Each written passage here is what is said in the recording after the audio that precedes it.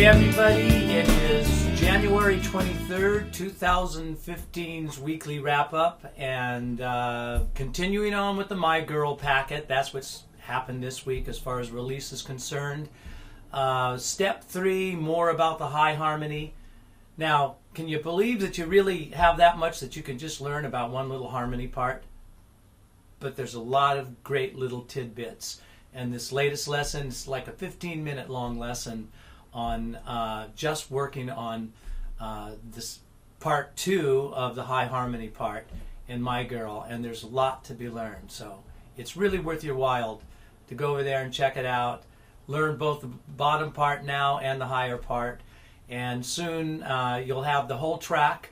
Got to work on the lead vocal yet, and a little bit more about putting things together and giving you some information there, and then it'll all be done.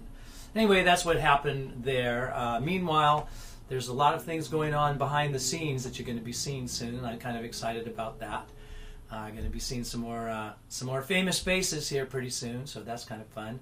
And I've been talking to lots of great singers who are coming in to do lessons for you. And you're going to be seeing a harmony group, all-female harmony group coming in a month or two. That's really quite good, so I'm looking forward to getting all of those lessons together for you as well.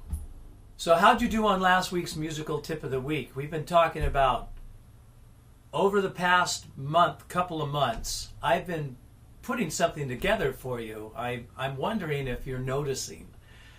I started with just singing from your chest up into your mix with various vowel sounds telling you to change the shapes. Ooh, ah, ee, ah, eh. Different vowel sounds in each of those shapes. Ooh, ah, ee, ah, eh. Each of those shapes changes the shape of your vocal track, and even though you could be singing the same notes, it's going to change the shape of how the vocal cords and the adjustments have to be made. Just slightly, but enough that as you're working from words to words, it can be a problem. So I'm just reviewing what I've done with you. So I asked you to do that. Then I asked if you can come up and take these same vowel sounds and hold up on the note from your chest up into your mix, for example, and see if you can bring in vibrato or not. Like, oh.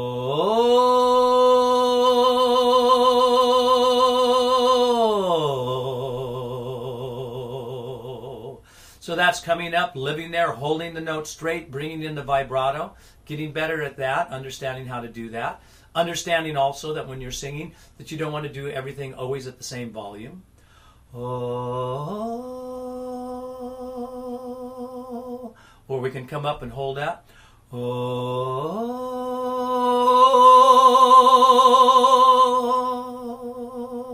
Get quieter with it, get louder with it, working on the dynamics of things.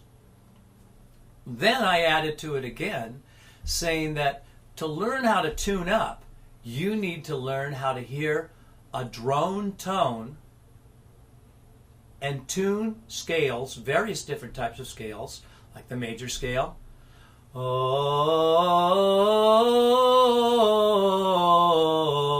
notes and thirds. Oh,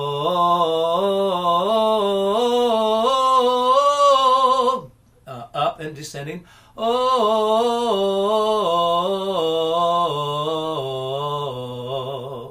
Now what I did there was start to sing a scale, sing the notes in thirds, but again from chest up into mix and back down again, crossing over your bridges while you're bringing these various musical elements into it. And again, as I was saying, the big trick is to start to learn how to do this and at the same time hear a constant tone. Now I'm going to change positions so I can get to my keyboard to show you what I'm talking about. So now for me to pull this together as a cohesive, successive set of lessons, last week's lesson was about you tuning up, learning how to hold your notes more in tune. And I'm going back to this drone idea of holding down one constant drone or creating a drone that you tune to. So, ooh, ooh, I'm hearing hearing that note, or even an octave lower.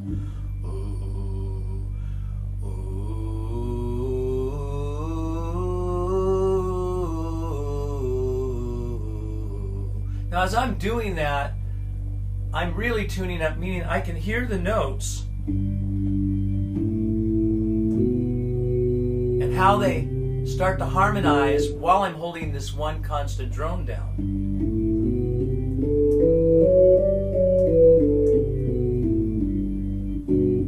Because that constant drone represents the same idea as the chord changes as they're moving through a song.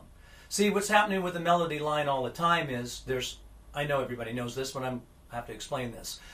We have chord changes to a song, and at the same time we have a melody line that's working to those chord changes. So that melody line is becoming different intervals in relationship to the chord that it is being played against. Now, it doesn't matter if it's an instrumentalist playing an instrumental instrument or if it's a singer singing, it's the same thing. You want to tune up to the sound of the chords that you're singing to.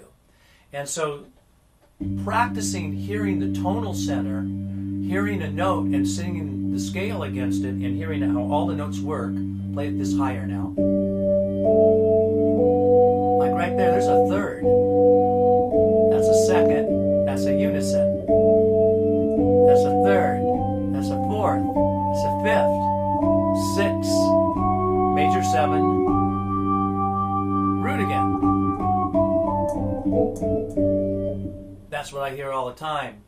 Whenever I'm singing a song, I'm hearing the chord changes under me, and I'm tuning up to the bass notes, the notes that show you the roots and the sounds and the tonal center. Now, as time goes on, you get good at even just hearing the tonal center, if you think this way. And as you do that, you again hear how all the notes line up to each other. Training yourself to hear the name of the key and the notes in the major scale, for example. There's many scales, but we're going to start with the major scale. The notes in the major scale tuned up against that really starts to give you, I call it a Mozart's ear. Because all the great composers, all the great musicians, and it doesn't matter if it's a Stevie Wonder of today or a Ray Charles or a Christina Aguilera or even a Justin Timberlake, it doesn't matter. They're all hearing how all the licks fit inside the keys, and they have very, very great ears in relationship to doing that. Every great singer hears how their lines, how the melody line, and any improvisational thing that they do against it, how it comes together. You have to listen for two things, not one. So what I'm saying again is, it's not enough to just memorize this scale by itself. If you learn the sound of the major scale, you think, well, I know all my scales, I can sing a major scale, that's no sweat. Can you sing a major scale while the tonal center of that key is being held down? Or does that mix you up? It should be just the opposite. You should be hearing that and feeling really good about that, hearing that note. As you hear that sustaining note, that drone, you're training yourself now to really understand what it is that it takes to sing in tune. And if we can add the idea of doing that and simultaneously work up and back through chest, mix, and head voice while we're still working on that as a process, that is a great practice routine. So what am I saying to you? I'm saying, look, take a drone sound, play it in different places, sing a major scale to it, sing notes in thirds, up and back, sing the chromatic scale against it. That's really weird because you're going to find notes that are not in the key against the tonal center. But see, all 12 tones in music relate to every key that you're in and every chord that you're in some way. So it's not just the 7 notes of a major scale in that key are the only notes that work. No, those outside notes, those dissonant notes that you don't think are any good at all, you have to listen to those relationships as well. As you get good at that, then you start to really have a system for being a singer. I'm telling you, every great singer has this system going on, whether they know it or not. There's plenty of singers that don't realize this is what they're singing to, but they'll always say the same thing to you. I don't know, I just hear it. I don't know. I don't know. I can hear what the good notes are and what the bad notes are. Well, what are the good notes and what are the bad notes?